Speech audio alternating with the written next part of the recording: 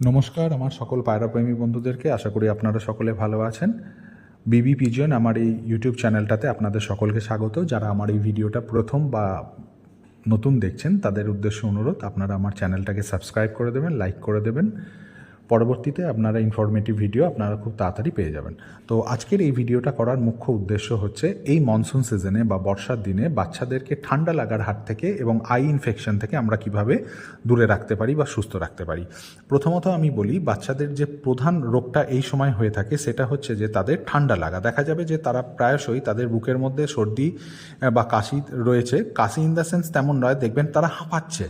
এই হাঁপানিটাতেই আপনারা বুঝে যাবেন যে, এবং বুকের মধ্যে লালানি বা সর্দি রয়েছে, যেটা আপনারা হাঁ করলেই বুঝতে পারবেন যে একটা আঠালো বা চ্যাটচ্যাটে ভাব মুখের মধ্যে তাদের রয়েছে। তাই এটা একদম স্যাঙ্গুইন হয়ে যাবেন যে ওদের ঠান্ডা লেগেছে।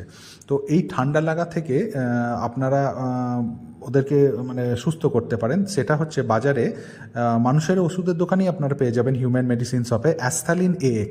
এই অ্যাস্থালিন AX সিরাপটা আপনারা দিনে 2বার করে 1 ফোঁটা করে দেবেন, 12 ঘন্টা তফাতে 1 ফোঁটা করে দেবেন। তাতেই এরা দেখবেন খুব তাড়াতাড়ি সুস্থ হয়ে যাবে। আর বন্ধুদের আর একটা কথা বলে রাখি, এই ডোজটা আপনাদের কম করে 3 থেকে 4 দিন এবেলা ওবেলা চালাতে হবে। তাহলেই দেখবেন যে ওরা অনেকটা সুস্থ হয়ে যাবে এবং প্রায়শই তারা একদম ভালো হয়ে যাবে। সেকেন্ডলি বা দ্বিতীয়ত যেটা হচ্ছে আই ইনফেকশন। ছোট বাচ্চাদের ক্ষেত্রে যে দেখা যায় বা একটু বড় বাচ্চাদের ক্ষেত্রেও চোখে ইনফেকশন হয়, চোখ দিয়ে জল পড়ে, চোখের পাশটা লাল হয়ে যায় এবং কারু কারু দেখবেন একদম সে হেজে যাওয়ার মতো হয়ে যায়, কন্টিনিউয়াস জল পড়তে থাকে। তো এই ইনফেকশন থেকে বর্ষার দিনে যেটা খুব ভালো কাজ করে এই মেডিসিনটা, সেটা হচ্ছে অ্যাপড্রপস LP। এই অ্যাপড্রপস LP ড্রপটা আপনারা দিনে 2বার, এই যখন দেখতে পাচ্ছেন দিনে 2বার 1 ফোঁটা করে দুটো চোখেই দিতে পারেন। এতে তাড়াতাড়ি যদি ইনফেকশন থেকে থাকে, যদি ইনফেকশন না হয় প্রয়োজন নেই, আর যদি ইনফেকশন থেকে থাকে দেখবেন এরা খুব তাড়াতাড়ি কিওর হয়।